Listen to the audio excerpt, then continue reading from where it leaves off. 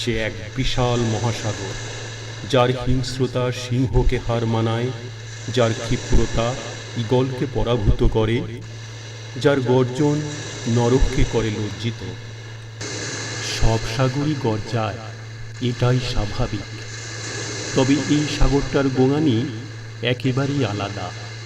হয়তো মানুষের চারদিকটা মাটির দেয়ালে ঘিরে রেখেছে, তাই মানুষের স্পর্শে এর গলার স্বরই পাল্টে গেছে। তাই এত সব বিশেষত্ব নিয়ে এর নাম হয়েছে ভূমধ্য সাগর। শব্দে আর বর্ণে, চেহারায় এই জলধি অন্য মাত্রার বৈশিষ্ট্য ধরে রেখেছে যেন। উদ্দাম স্রোত আর দুরন্ত ঢেউয়ের দাপাদাপি, ভয়ঙ্কর গর্জন শ্রবণে চপেটাঘাত করে চমকে দেয় ক্ষণে ক্ষণে। গলায় ছুরি চালানো কোরবানির পশুর শেষ চিৎকারের মতো হঠাৎ করে সব মনোযোগ কেড়ে নেয় এই দুর্বৃত্ত সাগর তার অদ্ভুত গোঙানির শব্দে। এমনই এক কালো সমুদ্রের ভেতর দিয়ে পানি কেটে কেটে সোজা উত্তর দিকে মুখ করে এগিয়ে চলেছে মাঝারি আকারের এক দুঃসাহসী জাহাজ। কাগজের নৌকা অথবা কলার মোচার একখণ্ড ছিন্ন পাতার মতো দুলে দুলে পানি খেয়ে খেয়ে এগুচ্ছে জাহাজখানা, কিন্তু ডুবছে না। পাটাতনের যাত্রীরা সবাই শ্রমজীবী, চোখে তাদের অসহায় শূন্য দৃষ্টি। সাগরের সাথে সাক্ষাৎ করার কোনো কথা ছিল না তাদের, অথচ তাই করতে হচ্ছে। তারা মরু জনপদে এসেছিল শ্রম বিক্রি করতে, এসেছিল আরও পূবের দেশগুলো হতে দারিদ্র্যের তাড়া খেয়ে খেয়ে। সবই ভাগ্য। যে মজুরি তাদের পাওয়ার কথা ছিল তারা কেউ তা পায়নি। কত লোকের হাত বদল হয়েছে, তারা সবাই ব্যবসা করেছে তাদের মজুরি নিয়ে। ফুলে ফেঁপে উঠেছে মুনাফায় 24 ঘন্টার ব্যবধানে। মজদুরগুলো হয়েছে রক্তশূন্য। তারপরেও তাদের কাজ তো ছিল, সে এক বড় সান্ত্বনা।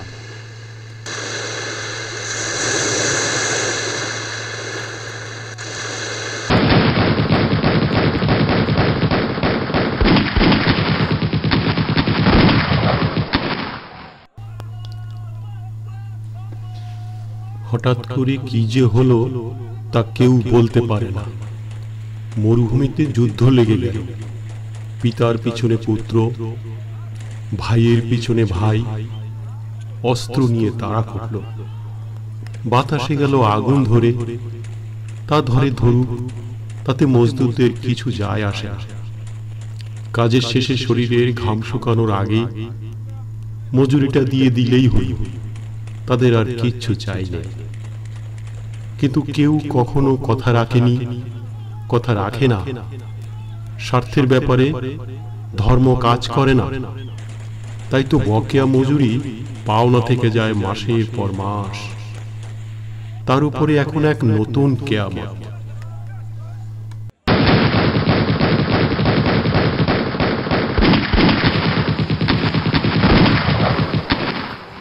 কাজ থেকে তাদের তুলে নেওয়া হলো জাহাজে।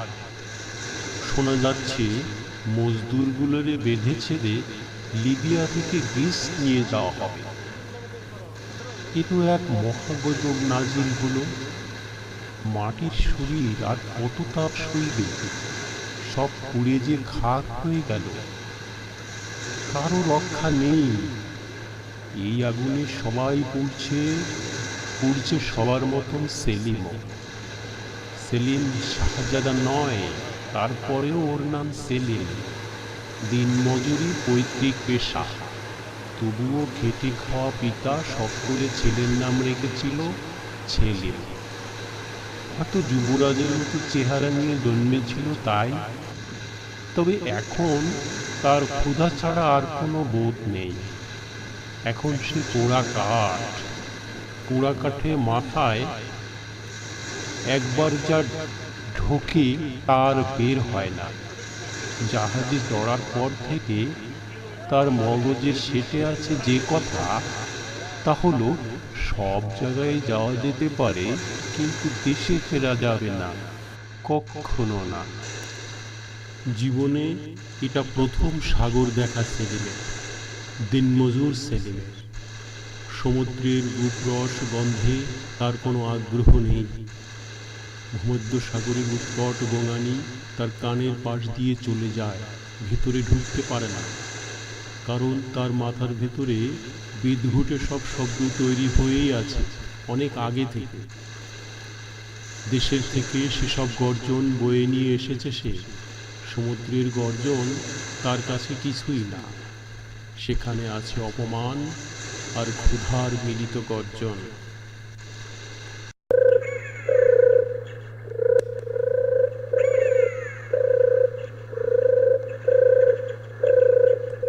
কিছুই ভোলেনি ছেলে, মনে আছে, ঠিকই মনে আছে সব। রাহেলাকে সে কি কখনো ভুলতে পেরেছে, না পারবে? রাহেলাকে বিয়ে করতে চাওয়ায় কি অপমানটা নাই করেছিল তার বাপ আর ভাই মিলে। কি এমন করেছিল সে?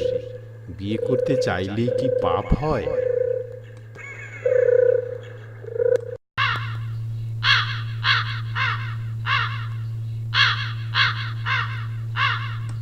সেই অপরাধেই তো তাকে বেত মারা হয়েছিল, কান ধরে উঠবস করতে হয়েছিল তাকে। তারপরেও শেষ হয় না বাপ বেটার ক্রোধ। সবশেষে গলায় গামছা পেঁচিয়ে সারা গ্রাম তারে ঘোরানি দিয়েছিল ইজ্জতদারেরা। হায় রে ইজ্জত! সেলিম কি আর জানে না কেমন করে হারেস ঘরামি থেকে হারেস কন্ট্রাক্টর হইল, কিভাবে দিনে দিনে হারেস মিয়া থেকে হইল হারেস সাহেব। তখন একবার মনে হয়েছিল সেলিমের, জীবনটারে রাইখা আর কি হইব, বিলাই কুত্তা হইয়া বাইসা থাকনে কোনো লাভ নেই। সি সেলিম সি, ওই কাজ কাপুরুষে করে। মাথার ভিতরে কে জানি সেলিমকে জানিয়েছিল, কানে ধরেছিল সেলিমের পরে। তবে হারিস মিয়ার কথাগুলো এখনো শব্দ তোলে তার মাথার ভিতরে। বামুনের স্বাদ কত, আকাশের চাঁদে থাবা মারে, দিন মজুর আবার পোলাও খাওনের স্বপ্ন দেখে।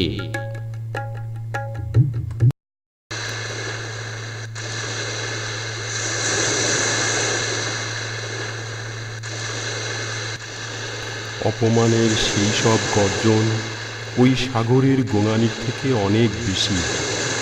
অপমানের আর লজ্জার সাগর সাঁতরে পার হবার যে শক্তি নিয়ে সেই মরুভূমিতে এসে পড়েছে, তার থেকে খুব সামান্য একটু শক্তি খরচ করে সেই ভূমধ্য সাগর পাড়ি দিতে পারবে। সে নিশ্চিত পাড়ি দিবে এই সমুদ্র। তার সমস্ত শরীরে দিনমজুরের ছাপ্পড় মারা, এই ছাপ্পড় নিয়ে দেশে ফেরা যায় না। বাঁচার মতো বাঁচতে হবে, মানুষ হয়ে বাঁচতে হবে দেশে। দিনমজুরেরা এক ধরনের নামানুষ, হয়তো মারা যাবে সাগরের কামড়ে, তবুও এ মরা তার বাঁচার জন্য মরা, বাঁচতেও তো পারে। এই জুয়াটা তার খেলতেই হবে। অদ্ভুত, এই জুয়া খেলাটার জন্যে আরও খেলোয়াড় খুঁজে পেয়েছে সেলিম। সবাই তার দেশি, সহকর্মী, সতীর্থ। তাদের সবার মনের ভিতরেও এক একটা ভয়াবহ উৎকট গর্জনের শব্দ।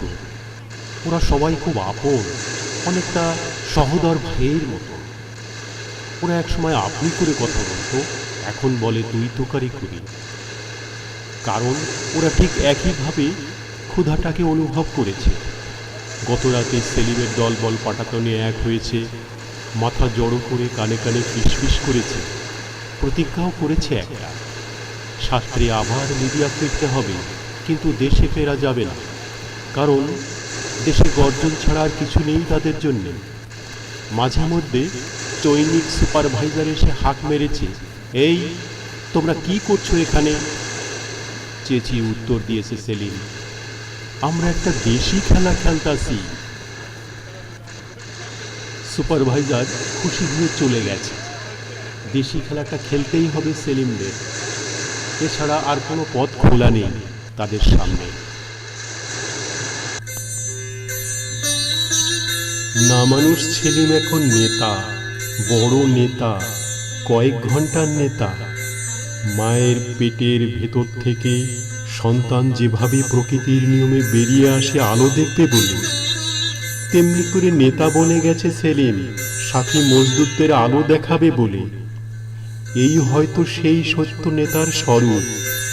এরা মরে বাঁচে একসাথে, সবার সাথে। এদের ভিতরে আগুন থাকে ছাই চাপা হয়ে। এরা ভুল হলেও নেতা, আবার ঠিক হলেও নেতা। নেতার কানে কানে একজন প্রশ্ন ছুড়ে দিল, আমরা লিবিয়া ফিরা গিয়া কর্মটা কি? মুহূর্তে নেতার উত্তর পৌঁছে গেল সবার কানে কানে। নেতার উত্তরে সবাই খুশি, আশান্বিত।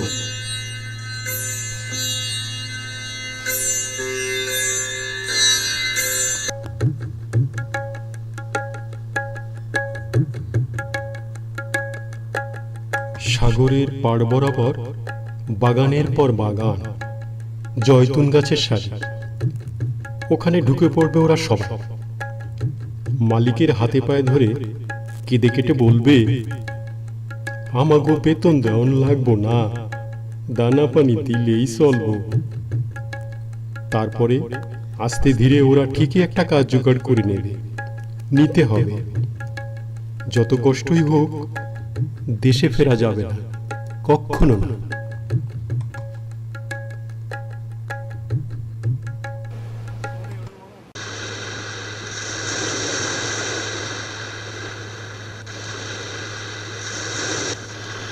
তাইলে তোরা সব রাজি? একসাথে জাপ দিতে হইব কইলাম। ঠিক দুপুর 12:01 খাওনের ঘন্টাটা বাজার লগে লগে। নেতা ফিস ফিসায় আবার। দলের সবার মাথা এক করে নির্দেশ দেয়, গোপন, সতর্ক। সবার মুষ্টিবদ্ধ ডান হাতগুলো এক হয়ে একে অপরকে স্পর্শ করে, হাতে হাত। ওরা সবাই প্রতিজ্ঞাবদ্ধ, এ জুয়া তারা খেলবে, বাঁচার জন্য খেলবে। শান্তির জন্য যুদ্ধ করা গেলে বাঁচার জন্য মরাও যায়। আবার কোথা থেকে উদয় হলো চৈনিক সর্দার, চেঁচিয়ে বলল, তোমরা করছোটা কি? এবার আর শুধু নেতা নয়, একসাথে সবগুলো দেশি কণ্ঠ বেজে ওঠে, আমরা একটা দেশি খেলা খেলতাছি। সর্দার হেসে দিল, আরো বেশি খুশি হয়ে চলে গেল নিজের কাছে।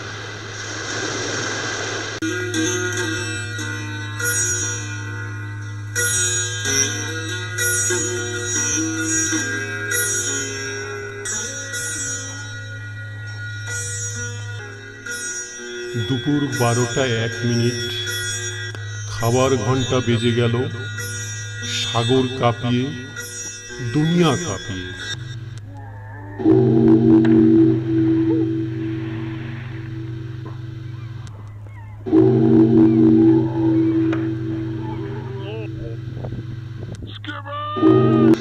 মজদুরদের ক্ষুধার উচ্চতা ছুঁয়ে গেল সেই শব্দ। অনেকগুলো বাদামি মানুষ একসাথে চলন্ত জাহাজ থেকে সাগরে লাফ দিল। সবাই হা করে দেখল সে খেলা, দেশি খেলা। কিন্তু কেউ বুঝল না কেন। কেউ কেউ ব্রু কুঁচকে প্রশ্ন করল, একসাথে এত আত্মহনন, কিন্তু কেন? থেমে গেল জাহাজ। সাগর কাউকে ক্ষমা করল না, কাউকে না। কোনো কেনর উত্তর পাওয়া গেল না।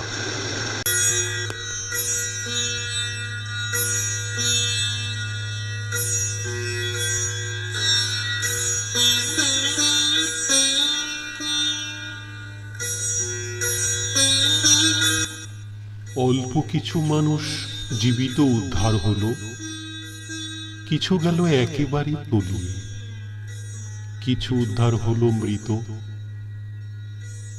নেতা সেলিমও এখন মৃত। এসবে সাগরের কিচ্ছু যায় আসে না। শুধু একটা প্রশ্ন থেকে থেকে দুর্বৃত্ত সাগরকে কাঁটার খোঁচায় আরো বেশি অশান্ত করে তুলল। শান্তির জন্যে যুদ্ধে মারা গিয়ে মানুষ শহীদ হয়, আবার বেঁচে থেকে কেউ হয় গাঁজি। এই দেশি লোকগুলো মরেছে বাঁচার জন্যে। ওরা কি তবে শহীদ? অথবা যারা বেঁচে আছে তারা কি তবে গাজী? উন্মত্ত সাগর উত্তর করে, কে জানে সব, ওদের দেশই বলতে পারে তা।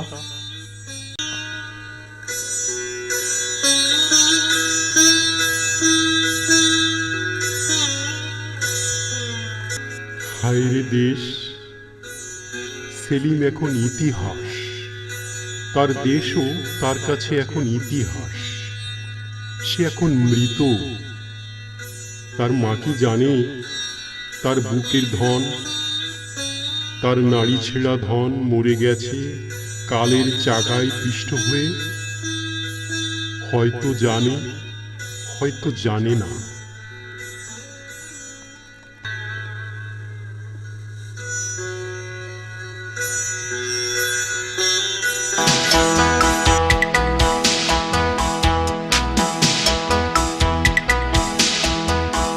বিদেশে বিপাকে যার বেটা মারা যায়,